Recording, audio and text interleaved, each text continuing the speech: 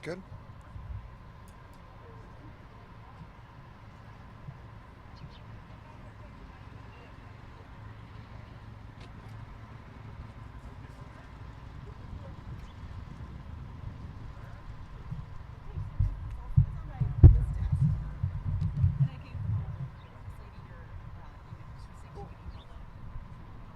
The release.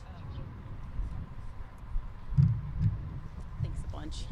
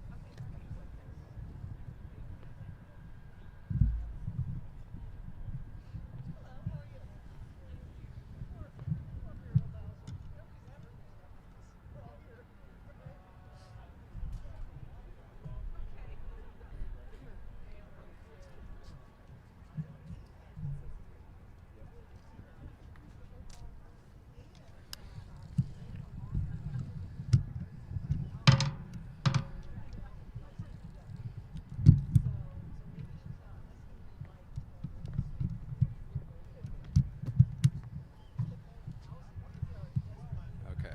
Hank, can you hear me? Oh, I didn't do that yet.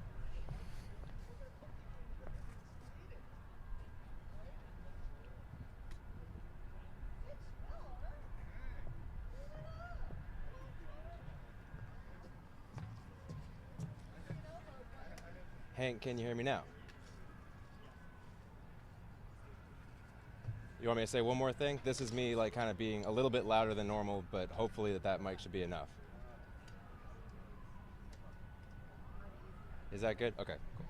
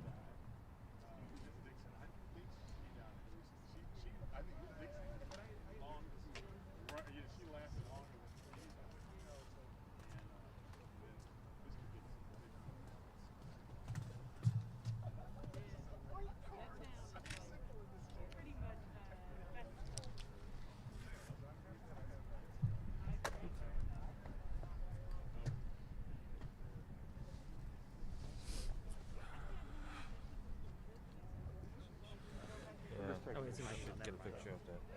I'm just taking a picture of your shot.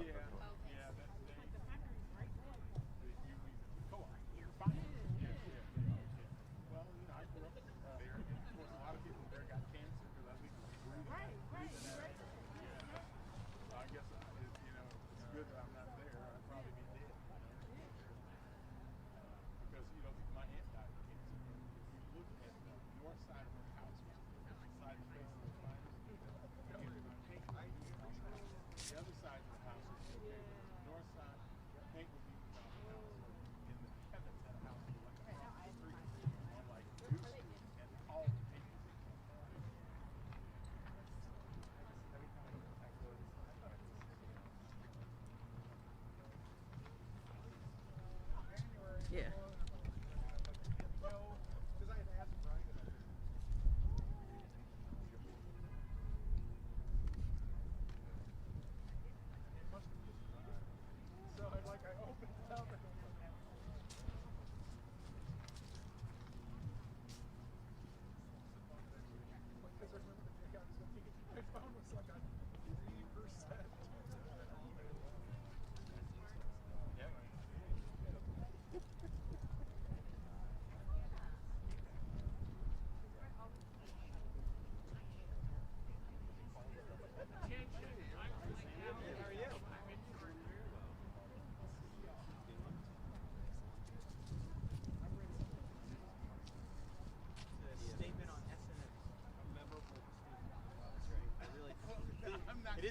I'm not commenting on it. Man, you did a really great job on that one. No, Wait a minute, you jumping in on it too. Unless there's a demand for reservation. it was pretty boring. It's finally people have caught on. Would you like the press release early? Are you mad? Wait, it was your real 2 hearings on this. Michael, like CEO, Tuning in to the deep. Stone. I think this is redistricting. I did the beef. Who are you with? Stay tuned. And I was like, man, like I don't know where to start. Let me send you like 16 hours because of 15 years worth of. Hello, how are you doing? That's right. A story? Are you doing A story? Oh, I walked right beside you.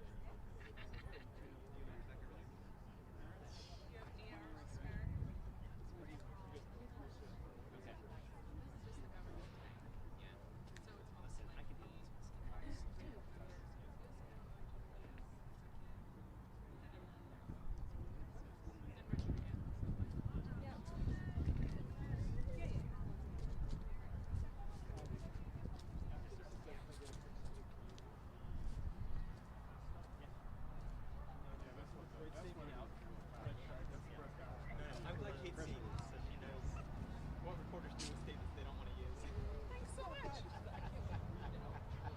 No, it's fair. He's here. Like, they ended up. You see how I pass every now and then. We'll actually record it.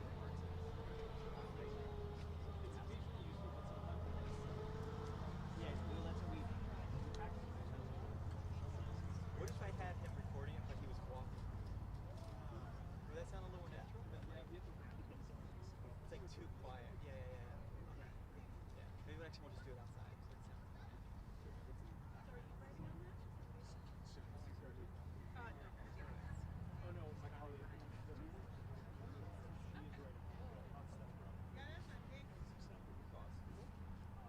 For now, I'm going to go scope up my seat because this is the biggest question I've ever had.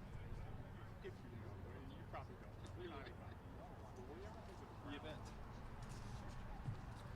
Because they're real close.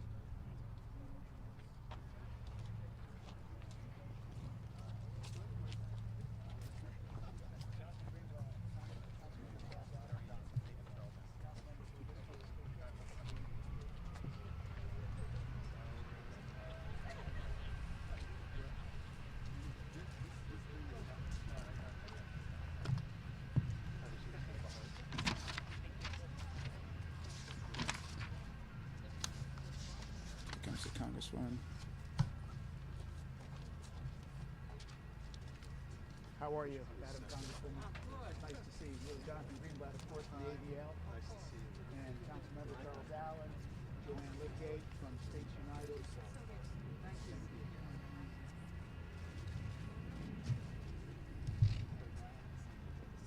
Okay.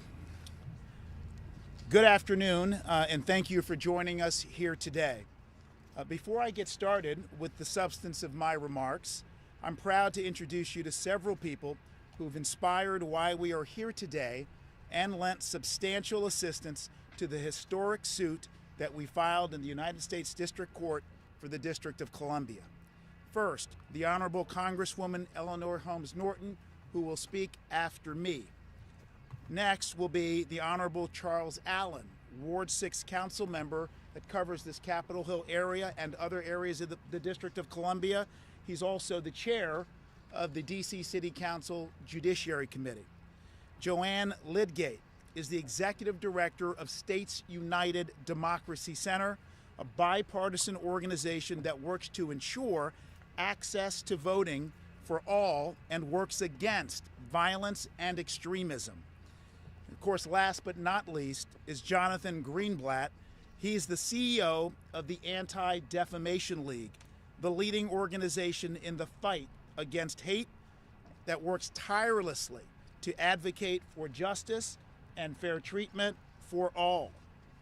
I also want to thank our co-counsel in the case who've provided excellent pro bono assistance, and those are lawyers from two firms, Deckert LLP and Paul Weiss, Rifkin, Wharton, and Garrison, two of the world's greatest law firms who have so generously and expertly assisted us in this matter. Ladies and gentlemen, behind us, of course, is the United States Capitol, the recognized symbol of democratic government.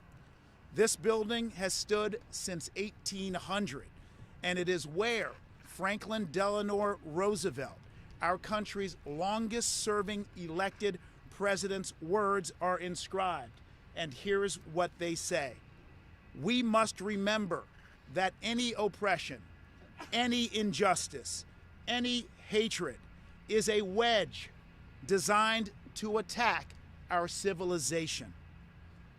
Allow me now to take us back to another tragic day that befell our country, September 11, 2001.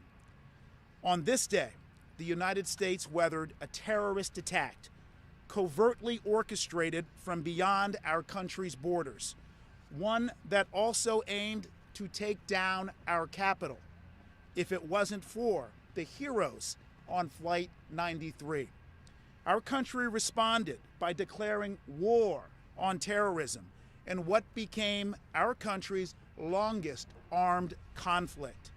Nearly a year ago, on January 6, 2021, our country faced a very different but familiar enemy, inflamed by a sitting president and other elected officials. Fellow Americans dressed in military fatigues and wearing red, white, and blue were armed with weapons and materials that shockingly permitted them to construct a wooden gallows used to execute someone by hanging on the grounds of our hallowed Capitol. Like the planes that attacked the Pentagon and the World Trade Center and crashed in the fields of Shanksville, Pennsylvania, the images of that shameful and contemptible day can never be erased. It was like 9/11, a planned terrorist attack, but this time our own citizens were hell-bent on destroying the freedoms and ideals on which our country was founded and continues to aspire to achieve. January 6 was, to say the least, a brazen, violent, and deadly attack that traumatized this city, this community, and our country. And importantly, no one bore the brunt of this gutless attack more than the courageous law enforcement officers, including the men and women of the D.C. Metropolitan Police Department, who went into the fire and violence with one objective in mind: remove the violent mob and restore our country's fragile democracy. While some desperately want to rewrite history and sweep the events of January 6 under the rug, the District of Columbia and its residents have chosen to speak truth through this filing, through this complaint, through this case.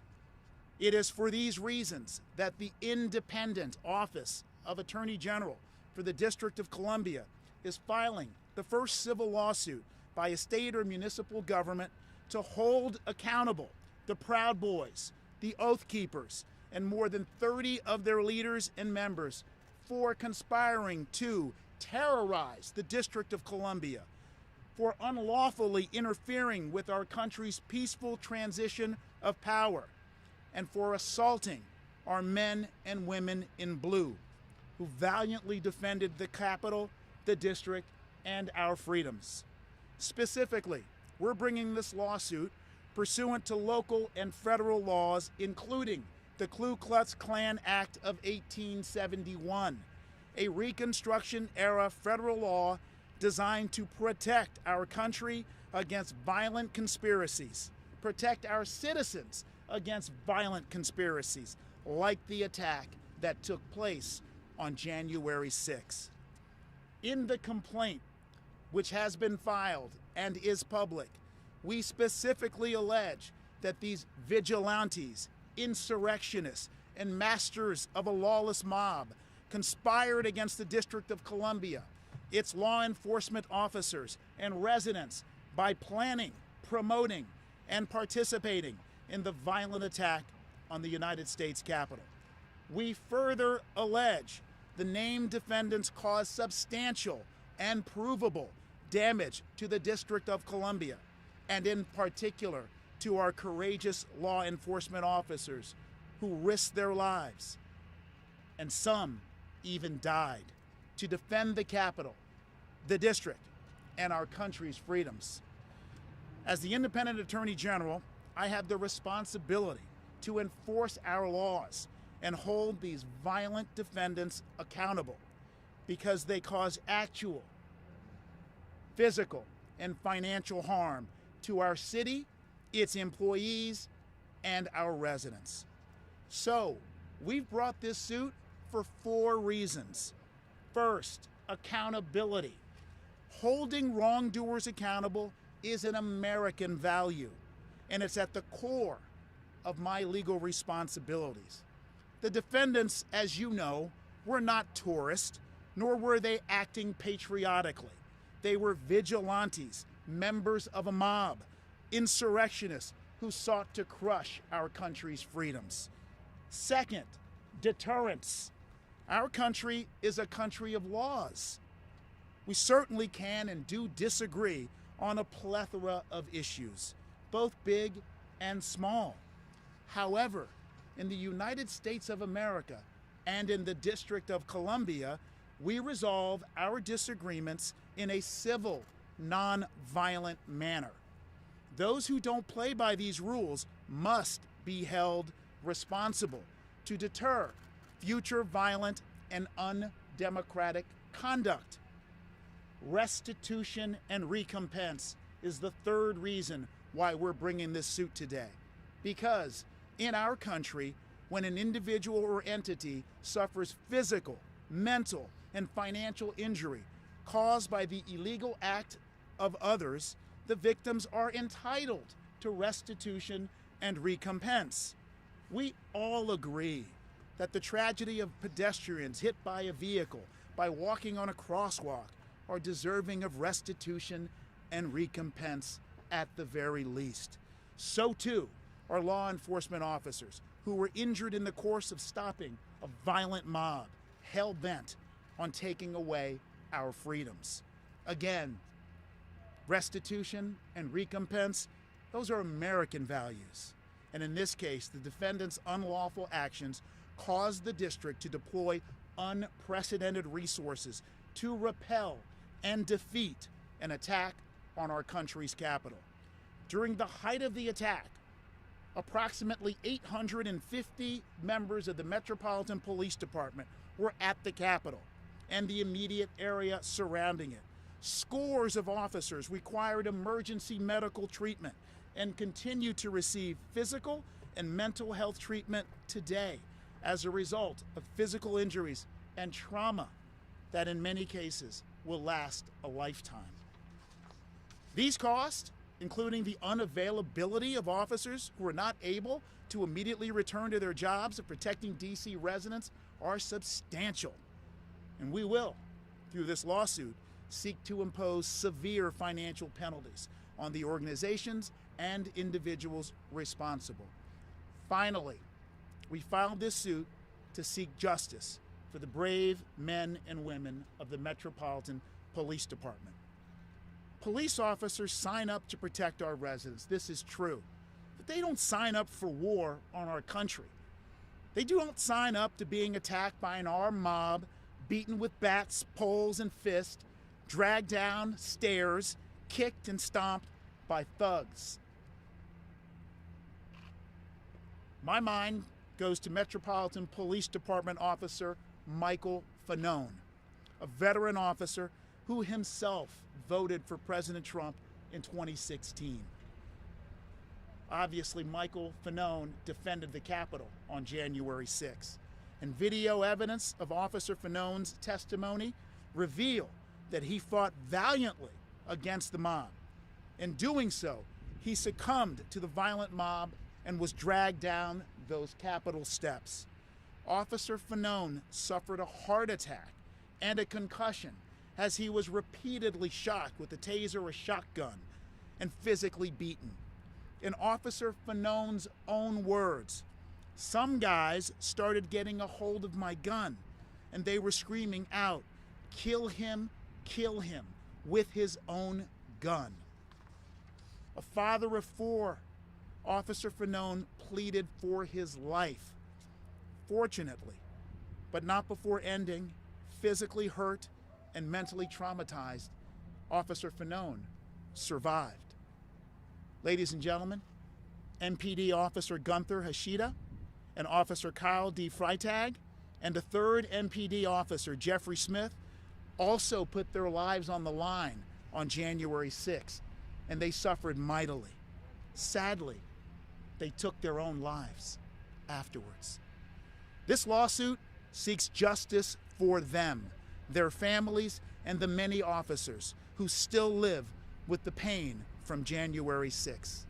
Let me thank you for gathering here today. Now let me pass the mic to Congresswoman Eleanor Holmes Norton, who has spent her life fighting for the equality that this country aspires for. She has spent her life fighting for the freedoms and democracy that the police officers fought for on January 6th. It is my honor to introduce you again to Congresswoman Eleanor Holmes Norton.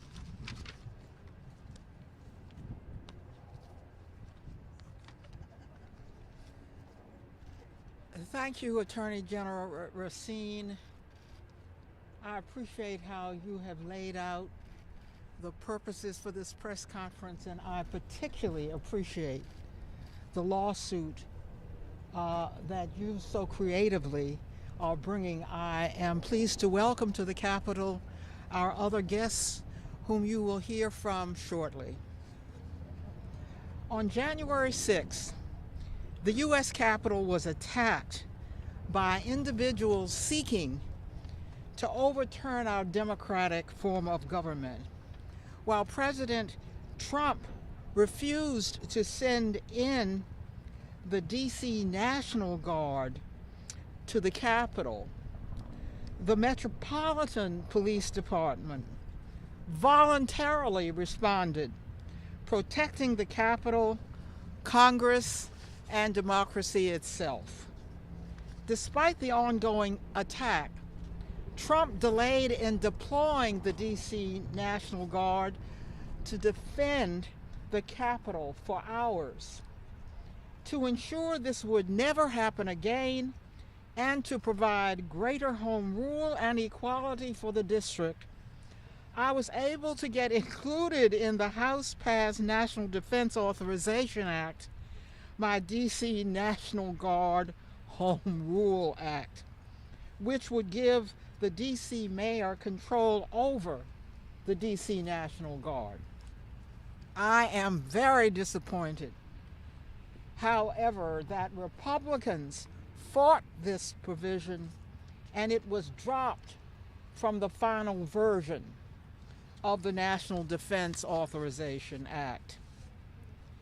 In their work defending the Capitol on that day, D.C. and the Metropolitan Police Department, in particular, of course, incurred expenses.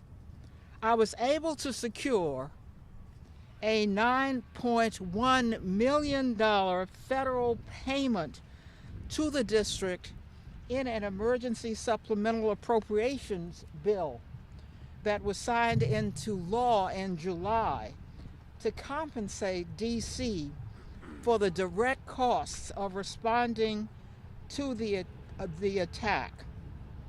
It is appropriate that the perpetrators of the attack compensate D.C. for the other costs D.C. incurred that day, including for medical treatment and paid leave, which are outside the scope of the funding I was able to secure for the district. From damage to police property to medical expenses related to the attack, the perpetrators, by the perpetrators, including Proud Boys and Oath Keepers, must pay the District of Columbia. I strongly support and appreciate the filing of this lawsuit.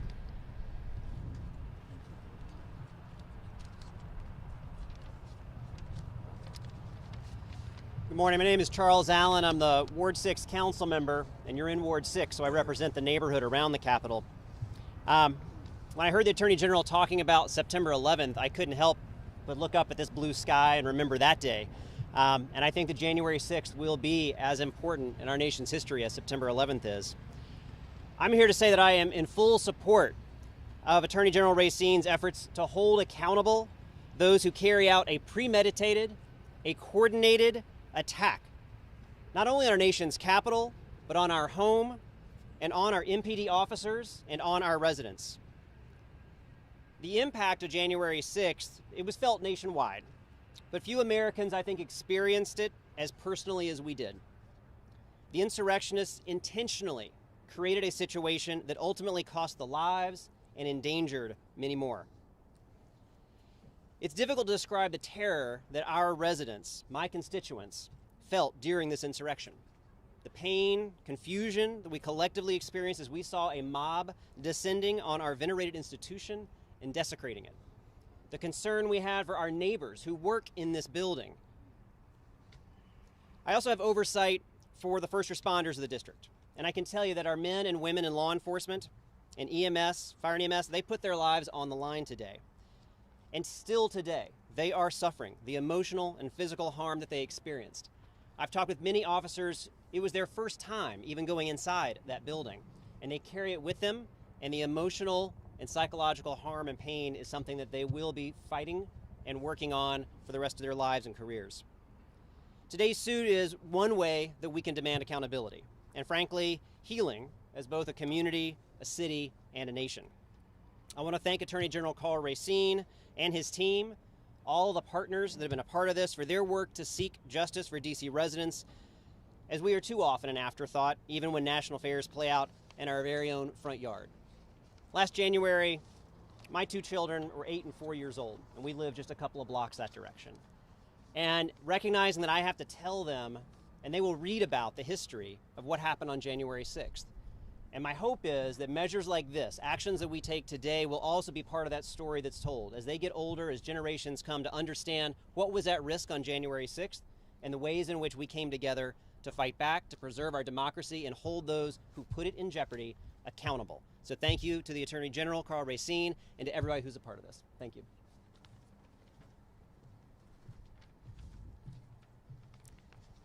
Thank you, Attorney General Racine, Congresswoman Norton, Councilmember Allen, Jonathan Greenblatt, and the ADL team for bringing us together today. We're so grateful to have you as partners in this groundbreaking case. My name is Joanna Lidgate. I am the CEO at the States United Democracy Center. We're a bipartisan team of former federal and state officials, law enforcement leaders, and security experts, and we help states protect our elections and our democracy. Before States United, I served as the Chief Deputy Attorney General for the state of Massachusetts, the top law enforcement office in the state. I got to work with colleagues across the country, including my good friend Karl Racine, to fight on behalf of everyday Americans and uphold the rule of law. A year ago today, on December 14th, 2020, presidential electors representing both parties met in all 50 states and the district to choose our next president. The electors did their jobs, and then they sent their choices to Congress to certify the will of the American people. On January 6th, 2021, the world watched in horror as a mob attacked the beautiful grounds we're standing on and the Capitol behind me. It wasn't just an attack on our members of Congress and our public safety officers. It was an attack on our democracy. It was an attack on the American people who made their voices heard in record numbers at the ballot box. Our government leaders were there on January 6th to affirm the will of the American voters. Our public safety officers were there to protect and serve. They were attacked for simply doing their jobs. That's why Republicans and Democrats alike condemned the violence and committed to preventing anything like it from happening again. And that's what this case is about. It's about holding the Proud Boys, the Oath Keepers, and dozens of insurrectionists accountable for the violent assault on our democracy and the trauma they inflicted on the district and public safety officers that day. This case is about consequences, and it's about prevention. And while some would like to act like we can just move on from the horrors of January 6th, that would be irresponsible and dangerous. Right now, we're witnessing a major increase in political violence in America. Election lies and conspiracy theories helped fuel the insurrection, and those same lies pose a serious threat to our country today.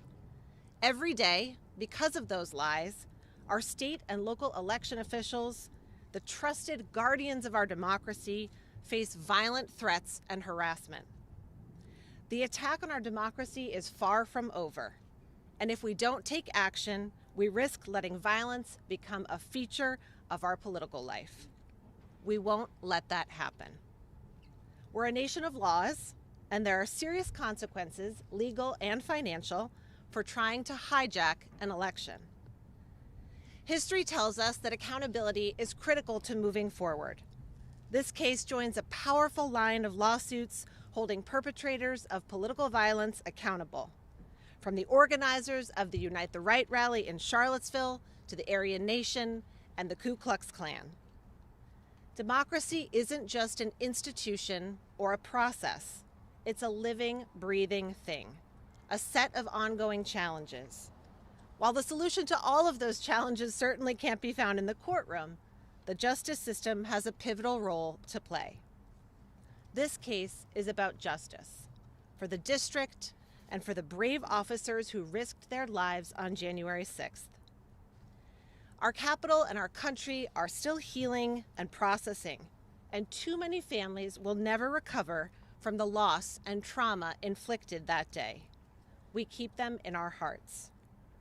Today, we also reaffirm our commitment to safeguarding the democratic system, the American foundation that those officers and those members of Congress were there to protect. This is an all-hands-on-deck moment. We are fighting for the future of our democracy, and we couldn't have better partners in that fight than the people standing with me here today, the amazing team of lawyers, the ADL, and leaders across this country like Attorney General Racine. Thank you.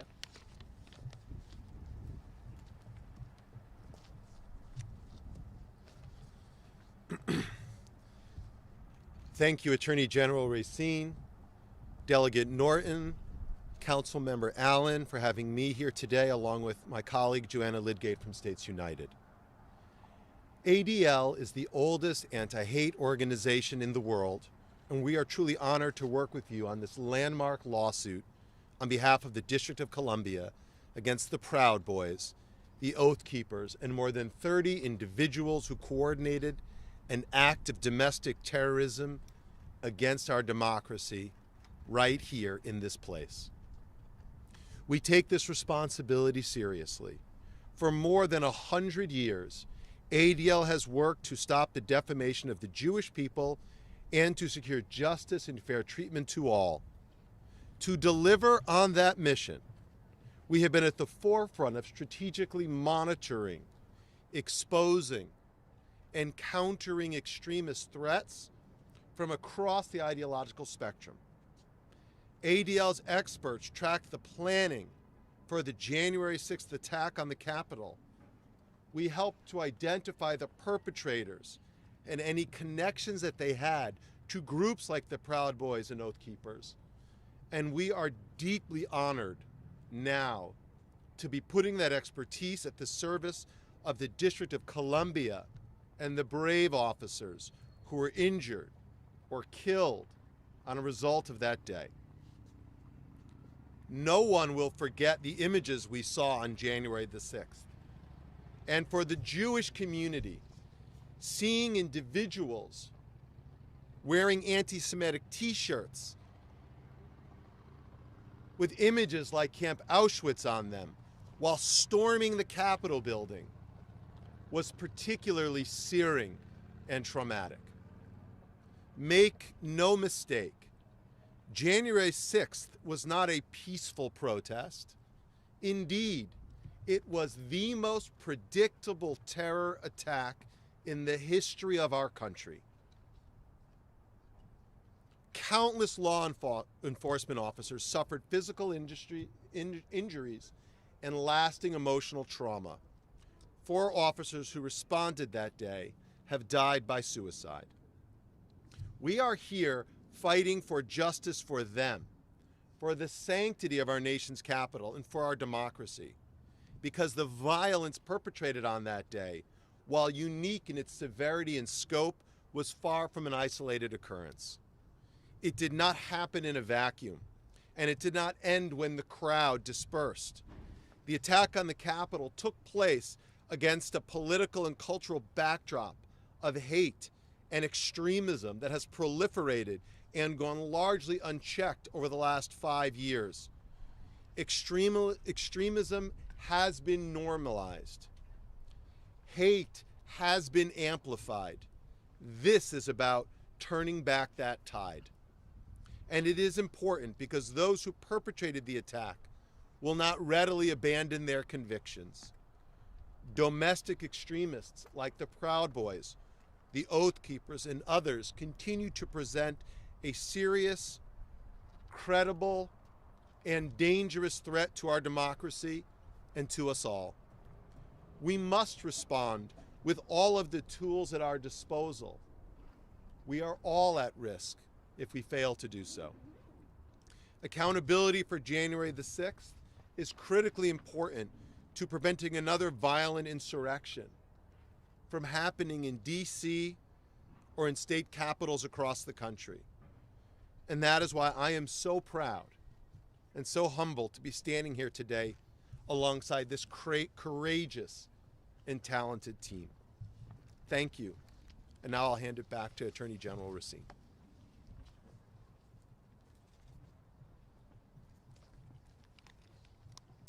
Okay, we're prepared to take any questions that you might have. General Racine, do these guys have any assets? Two parts. Do they have any assets that you could recoup? And then it's my understanding that this KKK Act has been used in the past to basically put extremist groups out of business, just bankrupt them. Is that your intent here?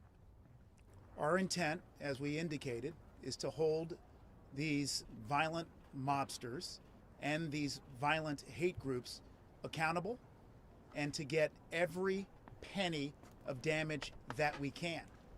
Let me tell you, if it so happens that we bankrupt them, then that's a good day. When hate is dispatched and eliminated, that's a good day.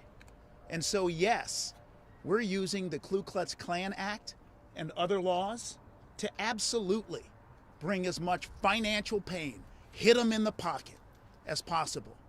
And sir, your question is excellent because the history will show that when these acts, like the Ku Klux Klan Act and other laws, were used against hate groups, what did they do? What did cowards do? They go running. They go hiding. They get decentralized, and frankly, they're less dangerous. When, as is the case today, as my colleagues noted, these groups are celebrated, told to stand back and stand by, what does that mean? That means that they are empowered. And so this is all about disempowering hate that would take your freedom away, my freedom away, and those of our children. Mr. AG, the DC Superior Court judge. Please, Congresswoman wants to speak. I strongly agree with what the Attorney General Racine just said. We have no idea whether these people have any assets. I certainly hope they don't, as a matter of fact. But this lawsuit is important to have a deterrent effect.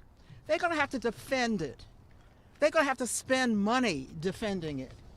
So if we don't get a penny in restitution, this lawsuit's deterrent effect will say, be prepared to spend money to defend yourself because we are coming after you. Thank you, Mr. Attorney General. That's actually related to my question for both you and the AG. A DC Superior Court judge issued a default judgment against the Proud Boys earlier this year for just ignoring a suit by the DC church that was vandalized in the Black Lives Matter sign. And also the Oath Keepers lawyer dropped them a month ago for failure to communicate and for not paying him. So what makes you confident that there will be restitution and recompense in this suit? Well, as the Congresswoman said, whether there is in fact restitution or recompense, accountability is important. But through a case, as you know, and I sure hope they try to defend the case. Again, cowards, what they do, they pick on people, they bully, and when you punch back, they run away. But if they do defend this case, there's a process called civil discovery. And we can't wait to propound searing questions about the finances of these individuals and these groups. From where did the money come? Those are questions that we'll get at the root at in this lawsuit. Related to the civil discovery, a lot of the evidence in my brief read of the complaint seems related to the federal investigation here and what federal prosecutors have found during the course of their investigation. Have you had any conversations with the U.S. Department of Justice about this lawsuit, and will there be sharing of any potential discovery that comes? So I think at this point it wouldn't be appropriate for me to talk about conversations that may have occurred between the Office of Attorney General and this legal team and the Department of Justice. I do think it is important to emphasize that our case is a civil case. I think it's also important to emphasize that federal judges, let's be honest, you've reported this, federal judges have been deeply concerned at the extent of the penalties that have been assessed via certain plea agreements. I can guarantee you that as we proceed, we are going to seek the maximum level of financial penalty. Next question, please. Sir, another criminal justice matter. DC has released its audit of the forensic crime lab. I know you've been an advocate for releasing that. I'm curious, do you believe any of your cases will be in jeopardy? So the reporter is asking a question regarding local DC matters that are quite serious concerning our independent forensic lab. That's the lab that plays an important role in processing evidence and, of course, evidence that is submitted in a criminal trial where liberty is at stake.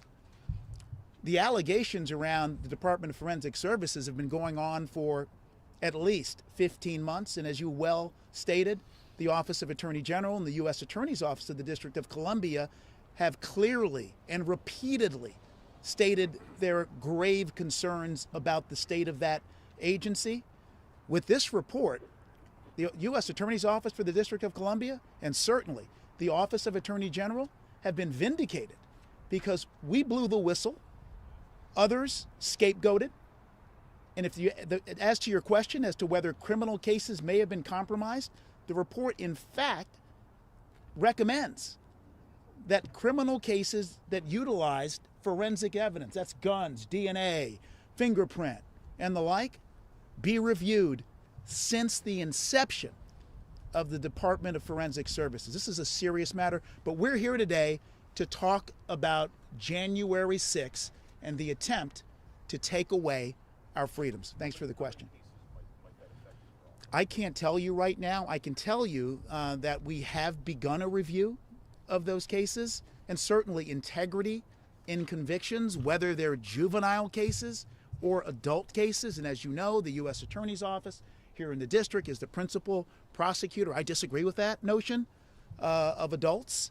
And so certainly we'll be joining forces with them to do what's right and fair and to ensure that those who may have suffered criminal sanctions were properly convicted. Can we go back to January 6th? Please.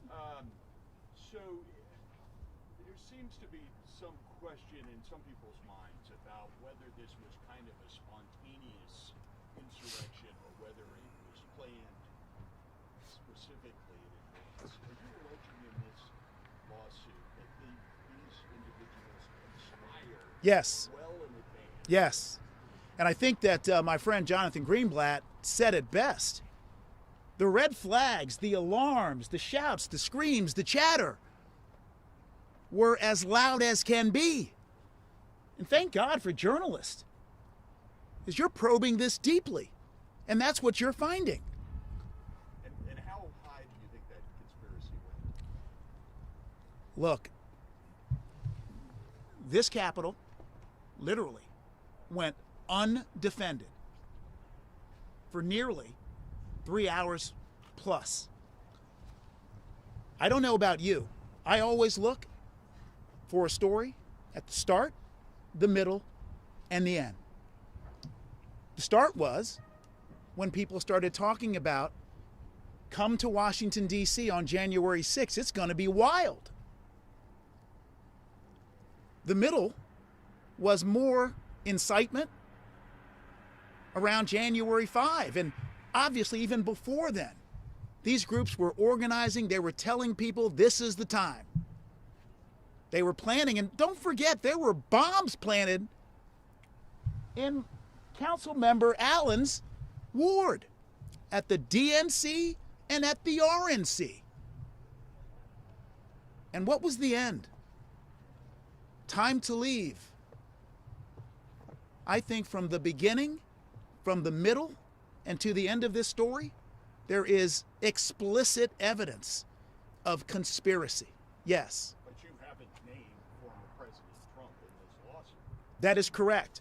This lawsuit is focused on the individuals and the entities that organized, planned, and participated in the mob activity on January 6th.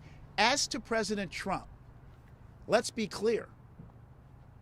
I believe that the Office of Attorney General for the District of Columbia, and I'll tell you, my great colleagues on the Democratic AG side of the aisle, have sued the president over 153 former president, over 153 times during his tenure. Now look, I like baseball and statistics. When you win 80% of your cases that you file against the President of the United States, you know what that means? That means you've called out lawless behavior. So we're not afraid to sue presidents or former presidents. Our investigation and our work continues. Sam? Yes, sir. I'm just curious about the neighborhood thing here. Charles? So, I know you were fighting to get fences down and things like that. I mean, I guess it was kind of beyond just what happened here. What do you have to say about that? I sometimes get asked about why do neighbors care so much about a building where we don't have a full vote, right? Congressman Norton does the absolute most you will ever find without a vote for DC and is the most amazing champion we've got. But we felt a certain kind of way when we watched our Capitol be attacked. And when we also saw fences go up afterwards, we wanted those fences down because this is the people's building. This is a space where our elected officials make the decisions for us, where my neighbors and constituents spend their careers and they work and they give, and to see it attacked is deeply traumatic to the neighborhood. Because this isn't just a dome that we see, on shots on Monday Night Football. This is our backyard. This is our space. And to see it attacked and desecrated this way, in this coordinated, hateful fashion, will strike a chord with every resident, not just in Ward 6, but across DC. Yeah, I'd like to say a word about the fence, because the fence was an abomination, so much so that I had a bill in Congress to make sure this fence would be taken down. You will notice that there's no fence here, but we spent almost a full year with the fence up, making it impossible for this park. This is what it is. This is a park as far as the neighborhood is concerned, and a deterrent to our people in the United States for reaching their own capital. It took me a full year to get this fence down, but it was another remnant of what we experienced on January 6th. Let me just add one more thing. It's hard, of course, to add anything when Congresswoman Eleanor Holmes Norton speaks, or my great friend Charles Allen, and certainly Joanna, and Mr. Greenblatt. But as to the District of Columbia, we want in. We want in. We want to be a state. We want Congresswoman Eleanor Holmes Norton to vote. Imagine if she had a vote. She's so powerful without one. So what do people do when they want in? Remember what the slaves did? They fought for their freedom. What do people want? What do people do when they want in? World War I, World War II, African Americans, the Tuskegee Airmen, they fight for our country's values. In DC, we want in. That's why our men and women in blue, some died, because the District of Columbia should have representation in this House. Thank you.